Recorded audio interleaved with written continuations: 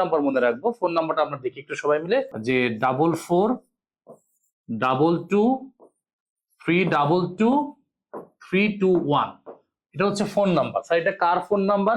এই ফোন নাম্বারে ফোন দিলে কাকে পাওয়া যাবে? এই ফোন নাম্বারে ফোন দিলে মৌলিক সংখ্যাকে পাওয়া যাবে। অ্যাকচুয়ালি ব্যাপারটা কি দেখো, আমরা একটু সাবধানে বলি। সেটা হলো যে 1 থেকে 10 পর্যন্ত মৌলিক সংখ্যা আছে 4টা, 10 থেকে 20 পর্যন্ত মৌলিক সংখ্যা আছে 4টা, 20 থেকে 30 পর্যন্ত মৌলিক সংখ্যা আছে 2টা, 30 থেকে 40 পর্যন্ত মৌলিক সংখ্যা আছে হচ্ছে 2টা, 40 থেকে 50 পর্যন্ত মৌলিক সংখ্যা আছে 3টা, 50 থেকে 60 পর্যন্ত মৌলিক সংখ্যা আছে 2টা, 60 থেকে 70 পর্যন্ত মৌলিক সংখ্যা আছে 2টা, 70 থেকে 80 পর্যন্ত মৌলিক সংখ্যা আছে 3টা, তারপর 80 থেকে 90 পর্যন্ত মৌলিক সংখ্যা আছে 2টা, এবং 90 থেকে 100 এর মধ্যে মৌলিক সংখ্যা আছে 2টা।